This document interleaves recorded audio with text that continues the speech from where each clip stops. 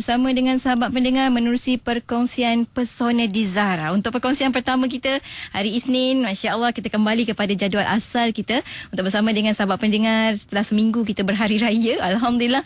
Dan waktu ini untuk bersama rakan-rakan yang mana anda boleh ikuti secara langsung juga di FB IKIM FM. Kami bawakan kepada anda Janjang, tak lain tak bukan kita ada Ustaz Muhammad Abdul Alamin. Assalamualaikum Ustaz. Waalaikumsalam warahmatullahi wabarakatuh. Masya-Allah. Seperti biasa ceria selalu. Alhamdulillah. Terima kasih Ustaz kerana sudi untuk bersama dengan kami. Dan hari ini bersama dengan Ustaz kita nak sambung lagi pengajian Asmaul Husna, penyelesaian masalah keluarga. Kita sambung untuk nama Allah SWT As-Samad. Betul Ustaz? Betul. Silakan pengajian kita Ustaz. Okey. Bismillahirrahmanirrahim. Assalamualaikum warahmatullahi wabarakatuh. Alhamdulillah wassalatu wassalamu ala Rasulillah wa ala alihi washabihi wa man tabi'ahu wa man nasarahu wa ala. Pertama syukur kepada Allah Subhanahu wa taala dengan limpahan kurniaan dan rahmatnya pada pagi yang berbahagia ni. Dapat sama-sama kita berada dalam perkongsian kita dan mudah-mudahan sedikit yang kita kongsi memberi manfaat dan kebaikan kepada kita. Dan rahmat Allah dijikati serta kepada seluruh ibu-ibu, akak-akak, ayah-ayah serta abang yang saya sayangi dan saya doakan dengan kebaikan sekalian. Okey. So jadi maknanya pada pagi yang berbahagia ni kita kongsikan nama Allah Subhanahu wa taala As-Samad, iaitu Allah Subhanahu wa taala tempat rujukan segala hajat. Dalam surah Ikhlas, surah yang selalu kita baca kan, mana itu paling senang untuk kita hafal iaitu surah Ikhlas kan. Kerana para suami kadang-kadang dia apa nama? Dia baca, dia lihat makluman kalau jadi imam dan sebagainya, rakaat pertama qul huwallahu ahad, rakaat kedua qul huwallahu ahad kan, sampai isteri boleh tahu kejap lagi baca qul huwallahu ahad lah tu isteri dah boleh agak. Okey. Alhamdulillah Ustaz kan tunjukkan kerijalannya tu je kan, jadi imam. Okey, so jadi maknanya dalam surah Ikhlas Allah Subhanahu wa taala sebut, kul, katakanlah wahai Muhammad, huwallahu ahad, dialah Allah yang esa. Okey. Jadi saya nak cerita sikit background mengenai surah ini ataupun macam mana keadaan surah ini kan. Jadi maknanya ketika Nabi SAW berhijrah daripada Mekah ke Madinah, okey. Jadi maknanya Nabi SAW diisytiharkan oleh orang kafir Quraisy. Apa kata kafir Quraisy? Mi'atu naqah mayati bi Muhammadin hayyan aw mayitan. Kan? Maknanya 100 ekor unta. Siapa yang boleh bawa balik Muhammad ni hayyan aw mayitan, hidup ataupun mati. Okey. Innahum salasah. Mereka tu bertiga waktu Nabi berhijrah dari Mekah ke Madinah. Innahum salasah, Muhammad wa Abu Bakar wa Abi Uraikid a'lamun nas bis Sahra. Nabi Muhammad, kemudian Sayyidina Abu Bakar, kemudian Abdullah bin Abi Uraikid. Abdullah bin Uraikid ni penunjuk jalan. Dia adalah a'lamun nas bis Sahra. Dia sangat mahir dalam perjalanan pada pasir. Jadi jadi apabila malam yang Nabi SAW hilang pada hijrah tu, pada malam hijrah tu, jadi orang kafir semua mencari Nabi SAW. Tapi ada satu orang kan, nama dia Syurakah bin Malik kan. Syurakah bin Malik ni, dia ni orang yang maknanya pandai membaca pemikiran Nabi SAW. Dia kata, aku tahu ni Muhammad, dia mesti teknik dia tinggi ni, dia takkan pergi terus ke Madinah ni. Dia mesti bersembunyi ke mana-mana. Jadi Syurakah bin Malik ni dia menunggu maksudnya dia menunggu 3 hari, dia tak cari. Hari ketiga baru dia keluar mencari. Betul Nabi SAW daripada Jabal Thur tu, mana 3 hari kat sana, Jabal Thur ni ke arah mana utara sikit, mana ke arah atas sikit. Okey, so untuk kita faham, kalau anda kata untuk kita faham peta untuk kita faham peta, kalau semenanjung tanah Arab ni nak senang faham macam semenanjung tanah Melayu lah. Kalau Yaman ni bawah Johor Yaman ni Johor Selatan. Kemudian yang keduanya Mekah ni Kuala Lumpur Mekah Kuala Lumpur. Madinah ni Kedah. Utara. Jadi maknanya Nabi SAW dia tak terus pergi daripada Kuala Lumpur pergi Kedah. Ni nak senang faham kalau peta semenanjung lah Jadi mana tak turun ke Mekah. Nabi turun ke Johor sikit. Tapi tak banyak, mana turun ke arah selatan sikit. Baru Nabi melalui hijrah tu melalui jalan, kalau sekarang jalan dalam bukan jalan highway mana jalan dalam Sekarang pandai dah Ustaz. Banyak jalan dalam dapat masuk ni. Jalan tikus, jalan dalam. Jadi Syuraka bin Malik ni maksudnya dia mengejar Nabi, mana lepas 3 hari dia mengejar Nabi SAW. Okay? Kudanya kuda yang terbagus, dia ni memang orang yang handal berpedang, kan? Maknanya setanding mungkin bawah sikit daripada Nabi. Nabi ni handal berpedang, berpedang manah ni Nabi handal, mungkin bawah sikit daripada Nabi, maknanya boleh bertanding lah dengan Nabi ni, kan? Jadi maknanya dia mengejar Nabi SAW, kan? Kemudian dah nampak dah maknanya dia kejauhan Nabi SAW dengan Sayyidina Abu Bakar. Nampak? Sayyidina Abu Bakar yang perasan, wahai Muhammad, ada orang kejar kita ni, ada orang kejar kita. Sayyidina Abu Bakar ni rasa macam suspend juga, macam suspend juga, Jadi maknanya Sayyidina Abu Bakar kata, wahai Rasulullah, ada orang kejar kita ni. Apa kata Nabi SAW? Tenang wahai Abu Bakar, innallaha ma'ana. Allah ni bersama kita. Jadi Syuraka bin Malik, dah nampak ni, kejar.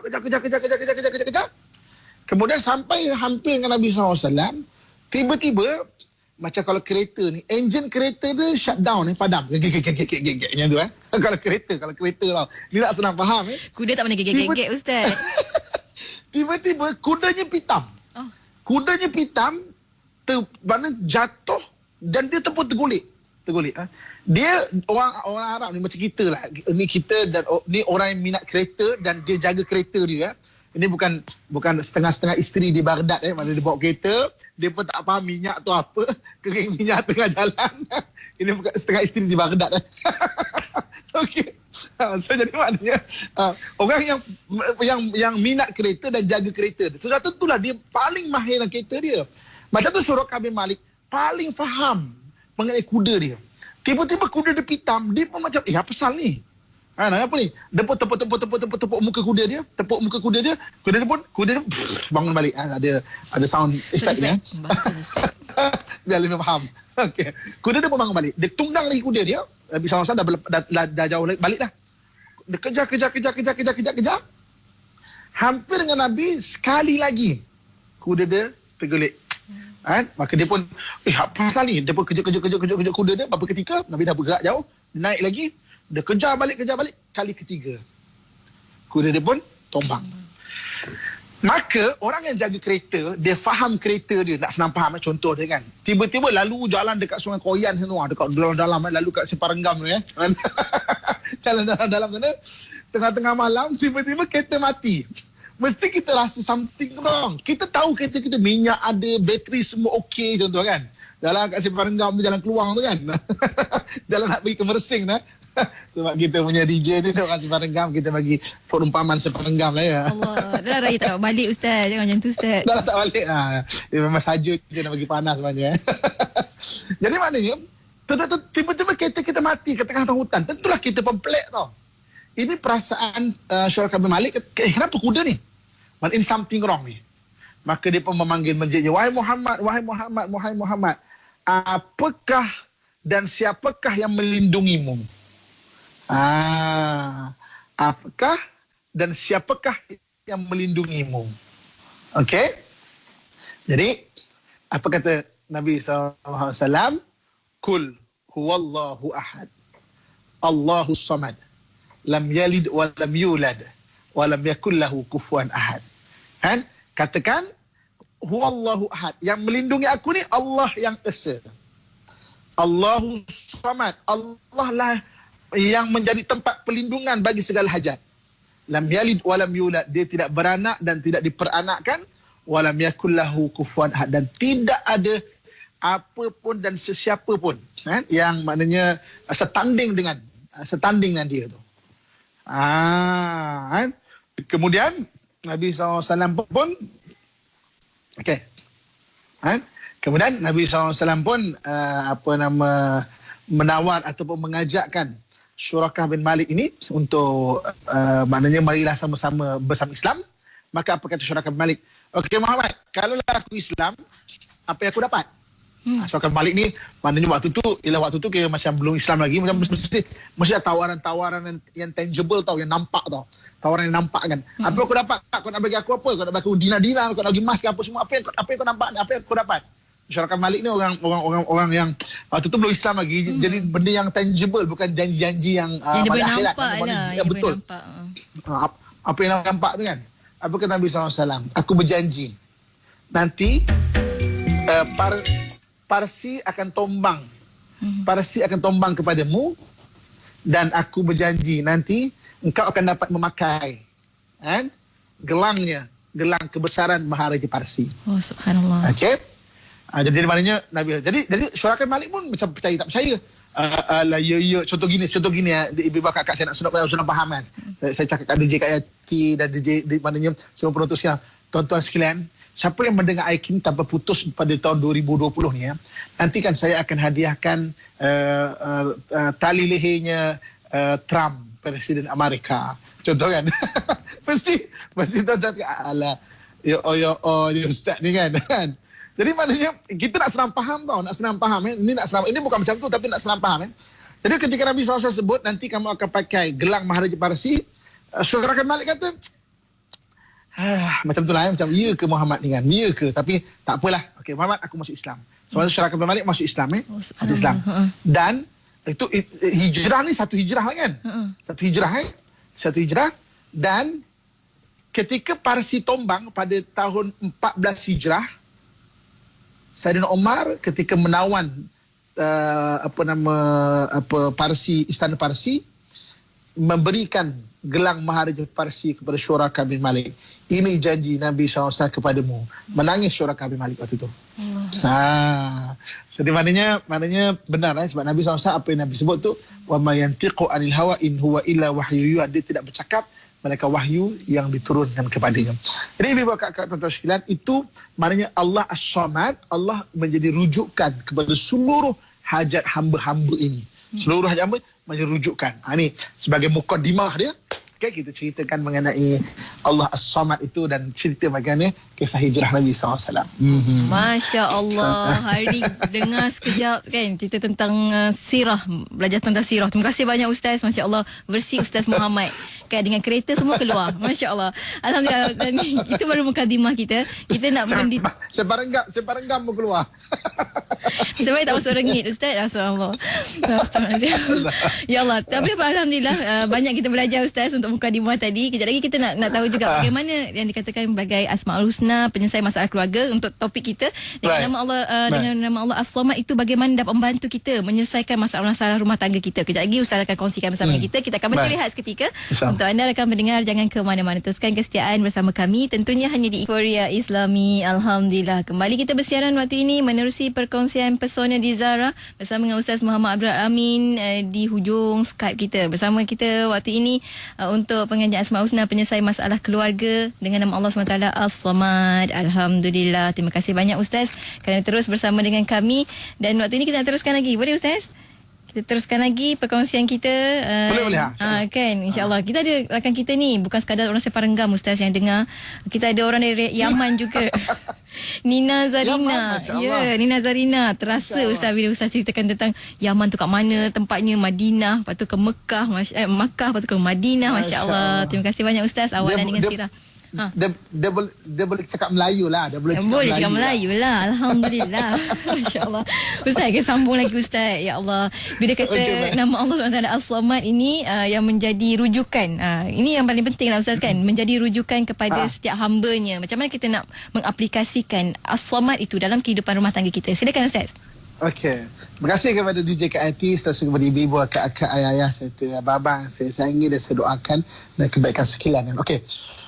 Untuk kita memahami Allah sebagai rujukan kepada seluruh hamba, hajat hamba-hambanya, kita kena faham kita duduk ni di dunia dan kita kena faham 5 sifat dunia. 5 sifat dunia. Kita kena faham 5 sifat dunia. Dunia ni ada 5 sifat dia. Yang pertamanya, apa sifat dunia?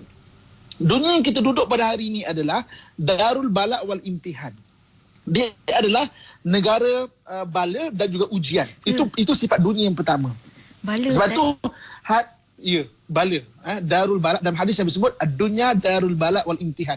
Dunia itu tempat memang bala. Bala ni maknanya bukan bala balasan kejahatan, tak, maknanya ujian-ujian yang berat. Dan imtihan ni ujian-ujian yang lebih ringan daripada bala. Dia memang dunia adalah tempat ujian. Kita hari-hari kita melangkah penuh dengan ujian. Ujian daripada anak isteri kita, daripada pekerjaan kita, daripada bos kita, daripada rakan sekerja dan macam-macam.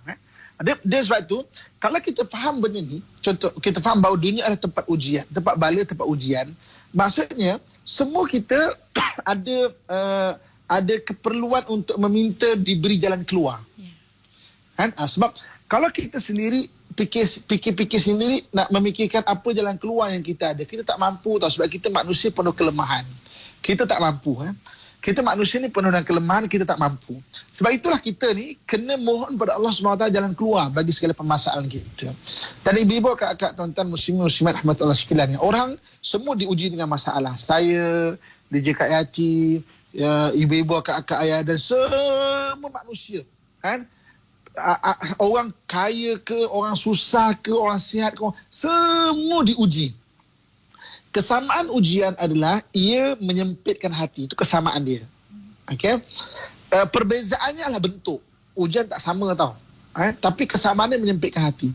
Ada orang pada hari ini, maknanya dia kesihatan menyempitkan hati. Ada orang, sehat, alhamdulillah. Keuangan pula menyempitkan hati dia. Oh, semua keuangan heboh. Memang kaya-raya, kesihatan okey. Bini pula memeningkan dia. Bini itu. Atau suami memeningkan dia. Menyempitkan hati. Ustaz, cakap memeningkan tu macam pening sungguh lah Ustaz. Allah. Okey. Sorry. Okey. Isteri okey, anak okey, keuangan okey, semua okey. Menantu pula.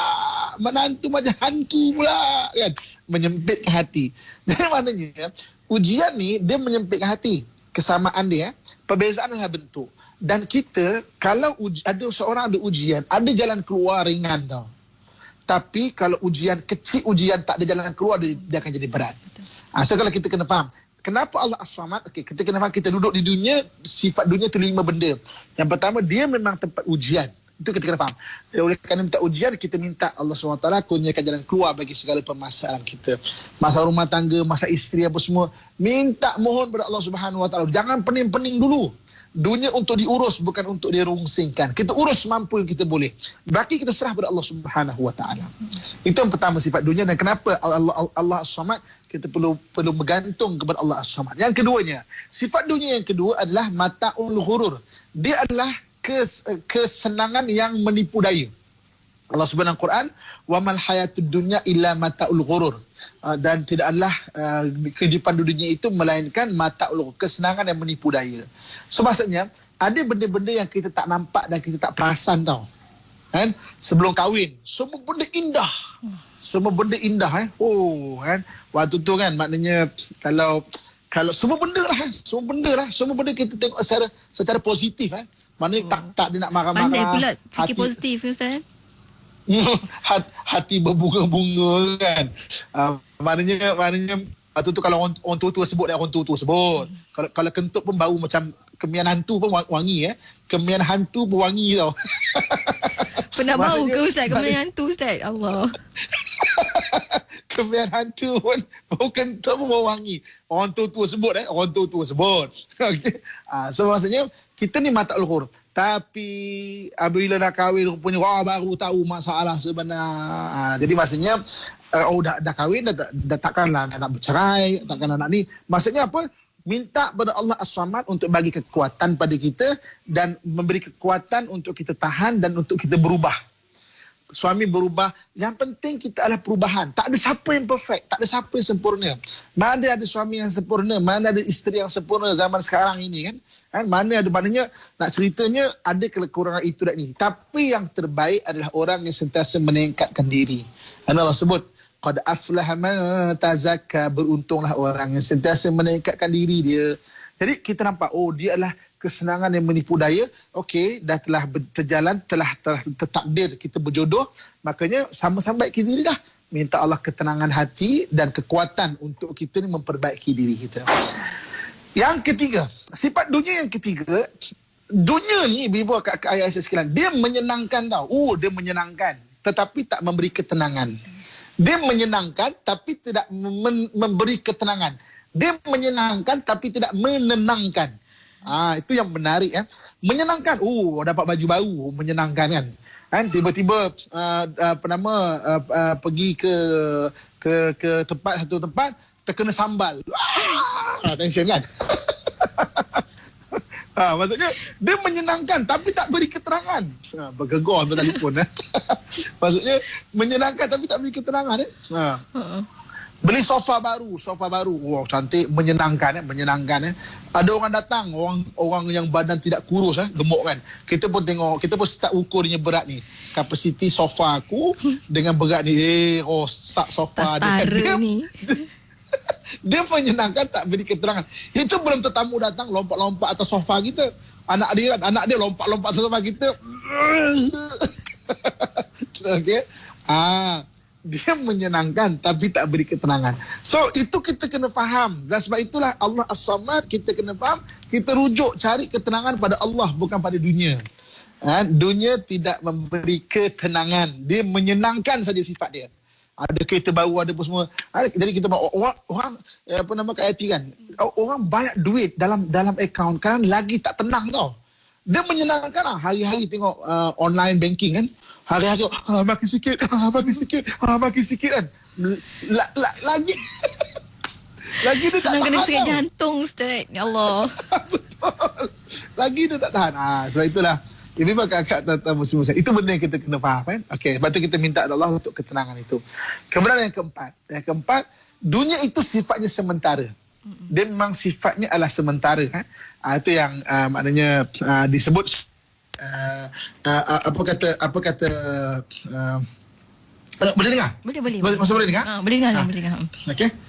Jadi itu yang disebut maknanya dalam dalam Al-Quran wamal hayat Allah dalam Al-Quran walal akhiratu khairu wa abqa. Maknanya akhirat itu lebih baik dan lebih kekal. Dunia ni dia sementara, dia tak kekal kan. Saya nak tanya Kak Yati, Bima Kak Tazwa kisah sekalian kan. Kita tanya. Kita sayang keluarga kita. Betul. Kita sayang suami kita. Okey, kadang-kadang kabi-kabi lah. Kabi khusyuk, kabi ram. Okey. Katakanlah ibu, kakak, ayah, abang-abang saya, kita sayang pasangan kita, kita sayang isteri kita sayang suami kita. Okey. Kita pergilah satu majlis. Katakanlah kita makan durian. Kita makan durian. Contohlah siapa yang suka makan durian kan. Makan durian. Sedap durian tu di mana? Sedap durian tu hanya ditekak je. Kat lidah je Ustaz ujung. Tak ada sedap. Ada siapa tak kat sini dia makan durian kan? Ada siapa tak kat sini dia makan durian, sedapnya itu sampai ke usus, ada kan? Saya rasa nak tanya durian tengah bergerak kat usus. Dia menari-nari kat usus sedapnya, ada tak? Okey.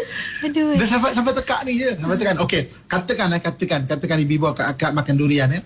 Elok kita makan durian, tiba-tiba teringat isteri kita. Allah. Teringat suami kita. Kan? Kita makan, teringat suami. Kita pun luat balik. Satu saat lah masuk. Satu saat je tau masuk kan. Kita pun luat balik. Kita pun bungkus baik-baik, kita cakap bang. Tadi kan bang, saya makan durian tau bang. Kan? Sedap sangat bang. Saya teringat kat awak bang. Ini bang saya bawakan dekat abang. Agak-agak sedap lagi tak agak-agak kan? Bang, sesaat je bang, itu pun berkira ke? Sesaat je masuk, kita berkira ke bang kan? Ada ke? Suami kita pun tengok, dia kata, kau ingat aku ni badang. Kau ingat aku ni badang. Suami kita pun sebut, kau ingat aku ni badang apa? Jadi memang kakak, tuan-tuan, muslimat sekalian. Jadi maksudnya apa?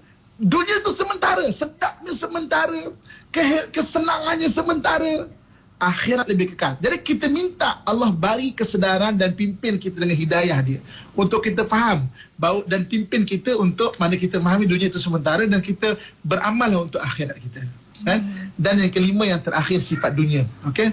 Sifat dunia ini iaitu pemburunya ataupun pencintanya tidak akan pernah bertepi.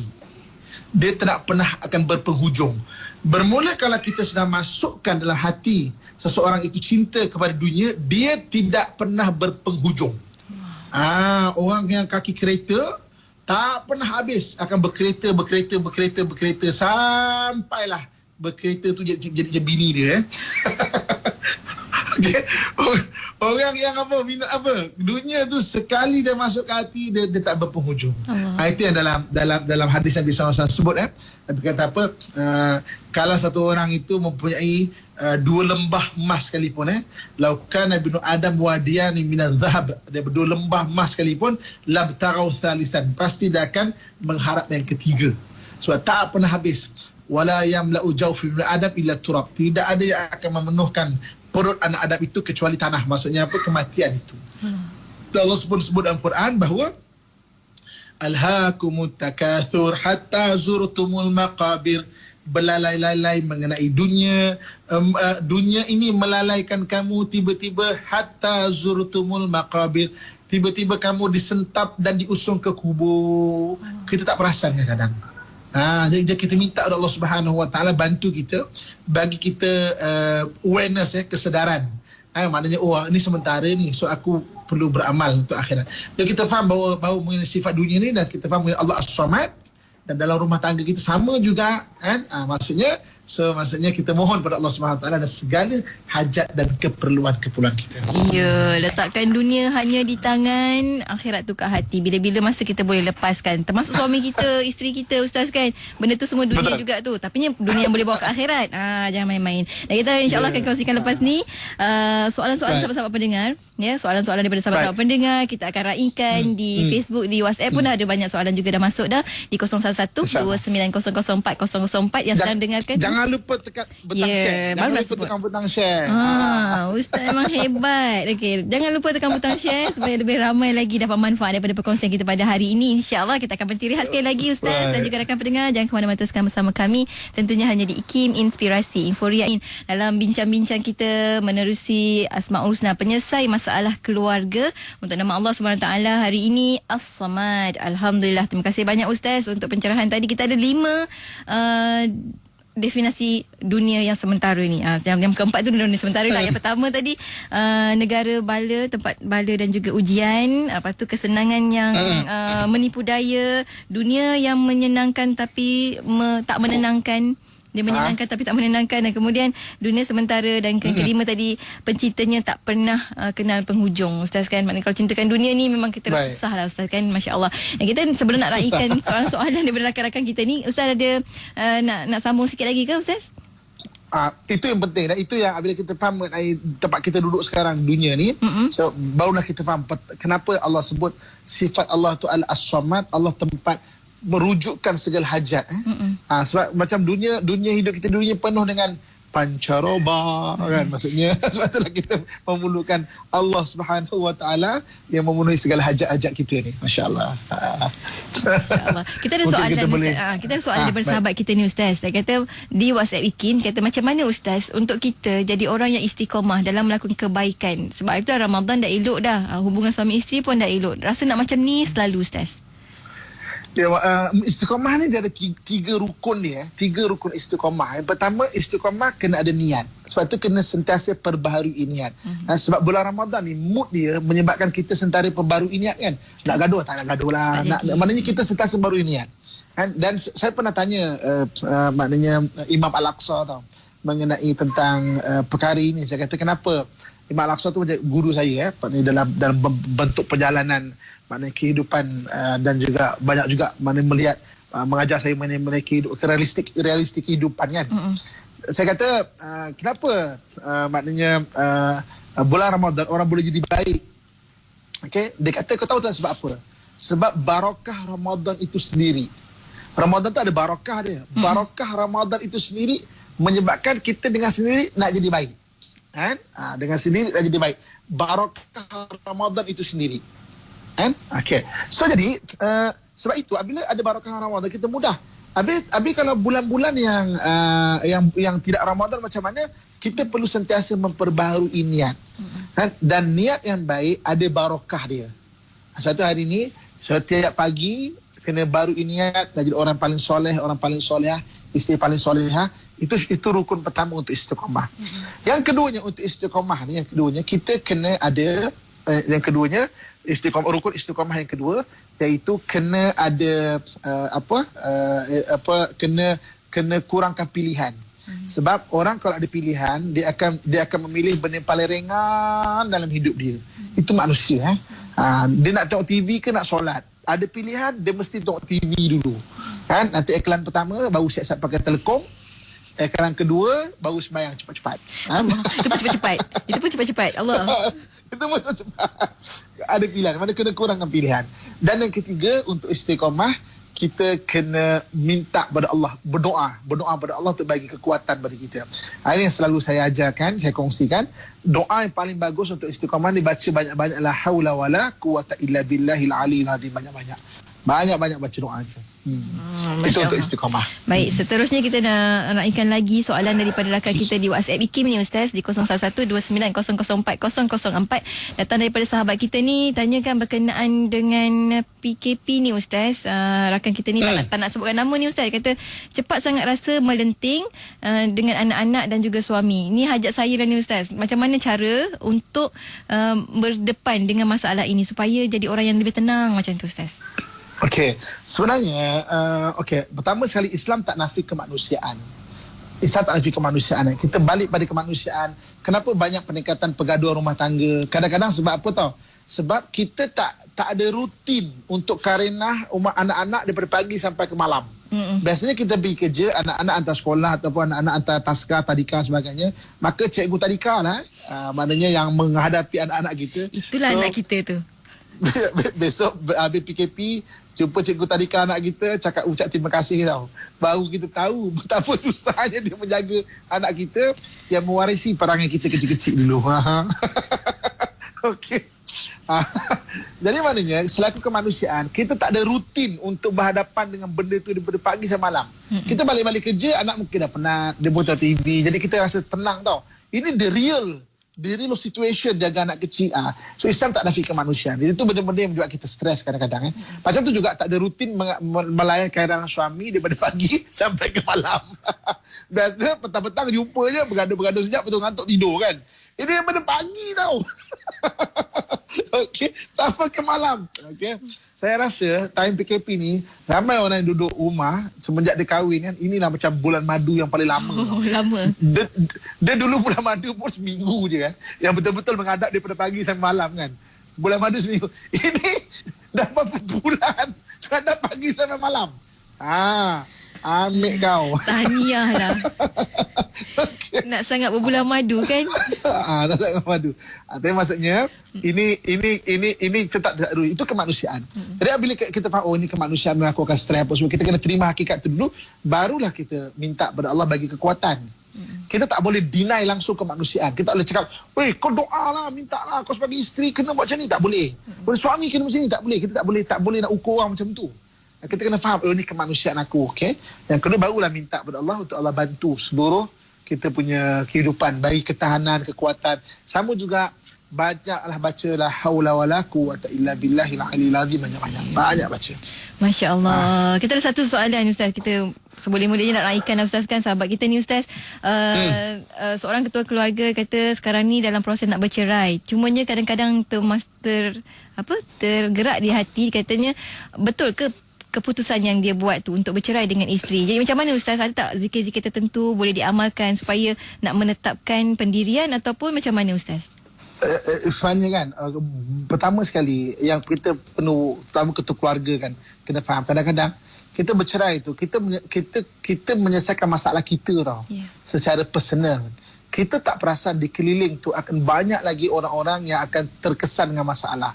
Anak-anak perlukan ayah, lagi-lagi zaman sekarang ni kan. So fikir panjang sikit lah ya. Maknanya mana kita jangan pentingkan diri kita sangat, terlalu macam contoh macam aku tak tahu aku nak bercerai kan. Itu kita selesaikan masalah kita sebenarnya. Anak-anak perlukan mak ayah kan? Anak-anak perlukan, cuba bayangkan dari psikologi budak-budak sekarang kan. Tengok bapa mak ada pergi sama-sama, kita tengok anak-anak kita seorang-seorang kita, dari sudut psikologi kan. So itu sebelum lah, kalau dah nak buat macam mana kan. Maknanya itu sebelum. Saya kadang-kadang fikir panjang sikit, istikharah, doa betul-betul. Kalau memang dah sampai memudaratkan, maknanya bolehlah rujuk kepada kaunselor akan bagi pandangan, rujuk kepada kaunselor, rujuk pada hakim mahkamah syariah, hakim mahkamah syariah akan bagi pandangan. Jadi jangan semata-mata pandangan kita, takut tersilap untuk kita bagi pandangan. Baik, Masya Allah. Masya Allah. Terima kasih banyak Ustaz untuk advice-nya. Dan ada sahabat kita ni cakap terima kasih pada Ustaz. Dia kata semenjak beberapa bulan lalu mengamalkan berzikir ketika duduk antara dua sujud dengan wajib burni. ulang 3 kali. Masya Allah. Dan sekarang Masya hidup Allah. rasa lebih tenang Ustaz. Alhamdulillah. Terima kasih Betul. banyak Ustaz. Masya Allah. Ada Ustaz. Wajibur ni yang maknanya ya Allah yang mencukupkan kita tau. Masya Allah. Kita ni sebenarnya kaya bukan lawannya miskin tau. Kaya lawannya tak cukup. Tak cukup. Sebenarnya kaya bukan ni kalau bahasa tasawuf lah kan Kalau bahasa sudut linguistik, kaya lawan miskin lah apa lah ustaz ni. Linguistik pun tak tahu kan. Dia orang Melayu ke orang apa mah. Ini kita cerita bahasa tasawuf ni kan. Okey, sebab apa? Ada orang yang penuh dengan kekayaan tapi tak rasa tak cukup. Jadi miskin dia. Sebenarnya kaya lawannya adalah tak cukup. Bukan kaya lawan miskin Dia bukan linguistik Jangan bukan dari sudut linguistik Dia dari sudut kefahaman tasawuf So maksudnya jadi macam itulah maknanya Allah kunyakan wajibur ni Allah cukupkan aku untuk kita jadi kaya. Apa pun keadaan kita, banyak pun kita kaya, sikit pun tetap kita kaya sebenarnya. Ni kaya dengan ketenangan lah Kakak Salmah kita ni. Kaya ketenangan dan cukup, benda cukup. Maksudnya sikit pun cukup. Banyak alhamdulillah, sikit cukup. Masya Allah. Terima kasih banyak Ustaz. Dan kita sampai ke hujung-hujung, mungkin sedikit kesimpulan sebelum kita nak tutup dengan doa Ustaz. Okey, ulama mufassir, para ulama mufassirin kan, maknanya mufassirin ahli tafsir ketika mentafsirkan ayat surah Al-Ikhlas ini, mereka berkata ramai orang yang beriman kepada Allahu Ahad, Allah tu Esa, tetapi mereka tidak beriman pada Allah As-Samad, Allah menjadi rujukan segala hajat. Tak beriman di sini bukan makna tak percaya, maksudnya tidak betul-betul berpegang dan bersungguh-sungguh memahami dan maknanya menjiwai Allah As-Samad tu. Allah As-Samad maksud Allah lah tempat rujukan segala hajat. So kita mintalah pada Allah Subhanahu Wa Taala. Saya faham pada hari ni ramai orang susah, kena buang kerja, kena berhenti kerja, ataupun mungkin tak ada sumber pendapatan, tak ada nak usaha. Bukan malas tau, tapi tak ada benda usaha. Macam seorang petani tiba-tiba banjir. Kalau ada tanah sikit pun dia tak boleh bertani, tapi ni tanah pun tak ada. Dia nak bisnes apa, kita faham sekarang. Nak usaha memang tak tahu nak usaha apa. Saya sangat faham sekarang. Cuma apa yang kita nak kongsikan kat sini, ketika Nabi Ibrahim tak ada siapa pun yang minta tolong. Ketika dia campak di api oleh Namrud, dia angkat tangan, dia berdoa pada Allah dan Allah tolong Nabi Ibrahim AS. Allah yang sama yang mendengar doa kita pada hari ini. Dan ketika Nabi Musa AS dikepung oleh Firaun, tak tahu nak ke mana tau. Tak tahu nak buat apa dah lagi. Dia berdoa pada Allah dan Allah Subhanahu Wa Taala mengarahkan dia, memukulkan tongkatnya, terbelah laut. Allah yang sama yang mendengar doa kita pada hari ini. Ketika Nabi Isa AS dikepung dan Allah angkat dia ke langit, tak ada siapa pun yang boleh bantu waktu itu. Maka Nabi angkat tangan, Allah angkat ke langit. Tuhan yang sama tahu yang mendengar doa kita pada hari ini. Nabi kita Muhammad SAW dari peperangan Badar, 300 lawan 1000. Mana ratio 1 lawan 3 dengan yang 3 ni dengan pedang pun tak ada, apa tak ada. Nabi angkat tangan, Allah memberi pertolongan kepada tentera Badar. Allah yang sama yang mendengar doa kita pada hari ini. Jadi pada hari ini kita angkat tangan berdoa kepada Allah Subhanahu Wa Taala, sebab itulah Allah yang Maha mencipta kita, Allah sekalian alam, Allah yang Maha berkuasa, dan Allah yang tempat kita akan kembali nanti. Saya angkat tangan bagi segala permasalahan, dan benarlah kata Allah nanti, kalau siapa yang bertakwa kepada Allah, wa may yattaqillaha yaj'al lahu makhraja, diberi jalan keluar bagi segala permasalahan, wa yarzuqhu min haitsu la yahtasib, dan direzekikan daripada sumber yang tidak disangka-sangka. Wallahu a'lam. Masya-Allah, amin ya rabbal alamin. Moga Allah kurniakan kita jalan-jalan tersebut dengan faham surah Al-Ikhlas itu sebaik-baiknya. Allahus Samad. Terima kasih banyak Ustaz, dan kita hujung ni kita tutup dengan doa Ustaz, silakan. Baik. Auzubillahi minasyaitanirrajim. Bismillahirrahmanirrahim. Alhamdulillahirabbil alamin wassalatu wassalamu ala asyrafil anbiya wa mursalin wa ala alihi wa sahbihi ajma'in. Ya Allah, ya Tuhan kami, bantulah orang yang susah di kalangan kami, ya Allah. Kurniakanlah keluasan rezeki orang yang diberhentikan kerja di kalangan kami, ya Allah. Gantikan dengan yang lebih baik, ya Allah. Ya Allah, ya Tuhan kami, kurniakan kesembuhan di kalangan orang yang sakit di kalangan kami, ya Allah. Ya Allah, ya Tuhan kami, berikan jalan keluar kepada orang yang buntu di kalangan kami, ya Allah. Ya Allah, ya Tuhan kami, kurniakan kasih sayang-Mu kepada kami sekalian, ya Allah. Ya Allah, ya Tuhan kami, angkatlah segala balak dan wabak ini, ya Allah.